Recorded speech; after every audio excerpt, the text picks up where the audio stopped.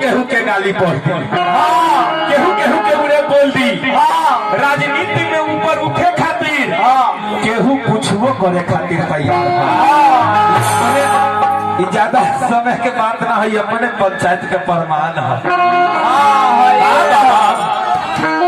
अरे तक केहू नहीं खे सुने वाला, केहू नहीं खे सुने वाला। अरे दैया खाती लोग झूठे पिटा छाती भरी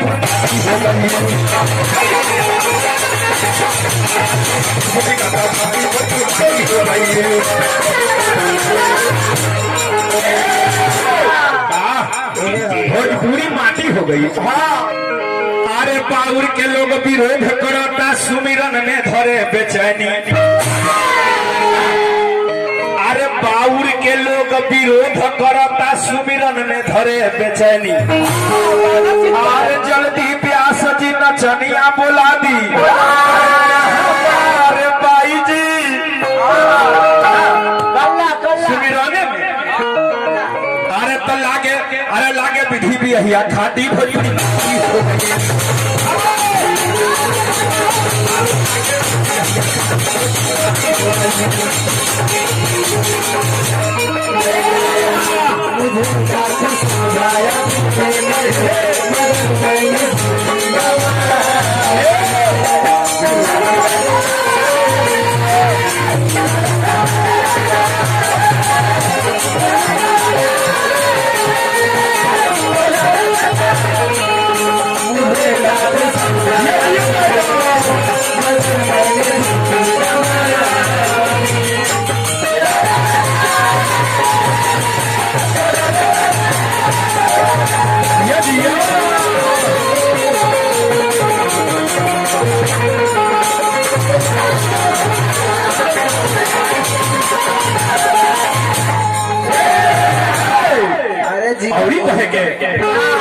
गौर करे लायक बात है, गौर करे लायक बात है। सोचो समझो कैसे कैसे। अरे तब बाउर गा के अवधेश प्रेमी अरे घूमे देह ऐठ। नीमन गावे वाला सब घर बैठ गई। भोजपुरी के अच्छा गायक घर बैठ गई। आ बाउर गा के सब सुपर हिट हो गई। अरे नीमन गा के अरे बाउर गा के अवधेश प्रेमी अरे घूमे देह ऐठ। अरे नीमन गा के भरत शर्मा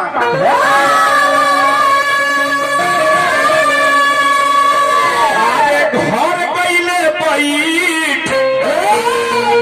अरे मुन्ना अरे जिया लाल मुन्ना सिंह खाती भोजपुरी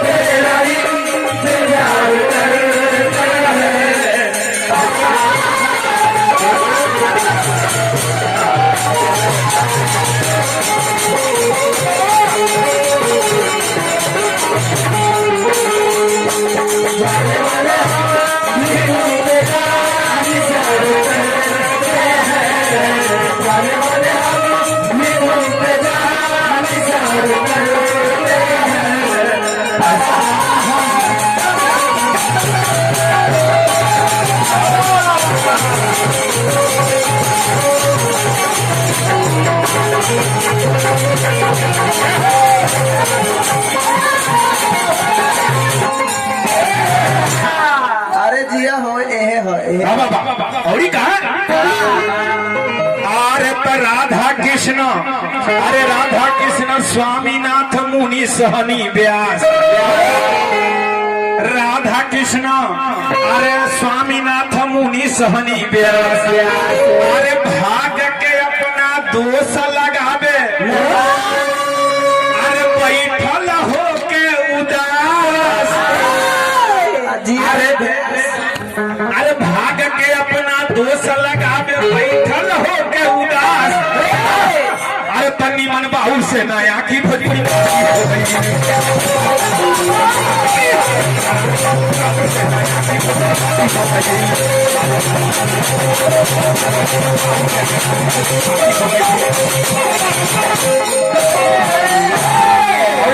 भैया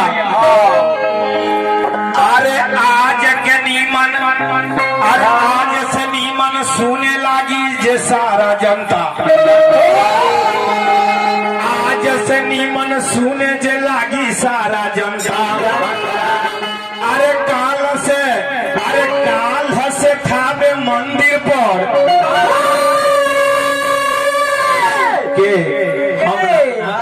हम तना हलचल भाई कहले अरे काल से थावे मंदिर पर अरे भीख मांगी अभियंता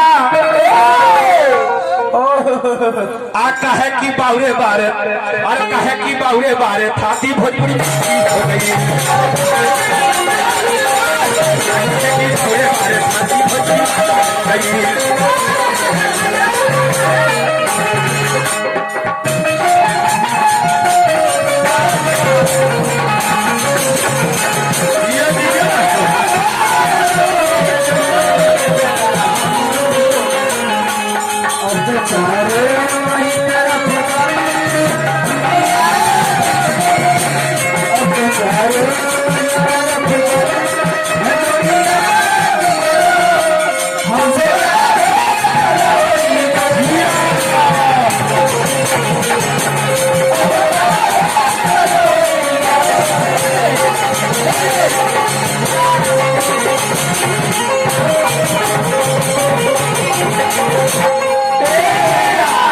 लास्ट भाव हाँ ए पैसा पाछा से ले लो चली हमरा चंदन राय तदारपुर निवासी उजियालन तो नचनिए के देला हाँ इनके तरफ से बहुत बहुत पुरस्कार है मिस गुड़िया रानी के से पैसा ले।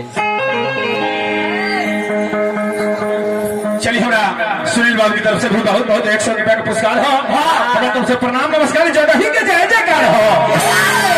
पहले कहा अरे साफ सभे बाउर गावत गाना सभे पढ़ता गाड़ी अरे सभे बाउर गावत गाना सभे पढ़ता गाड़ी अरे तो इतना लोग के बीच में काहे बाउरे एगो खेसारी तनी पौरो सिंह के डांटी भोजपुरी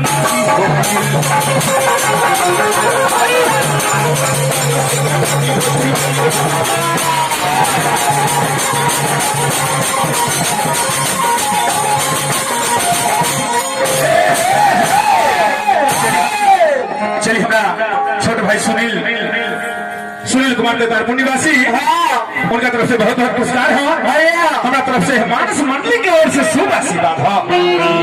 चलो के बाद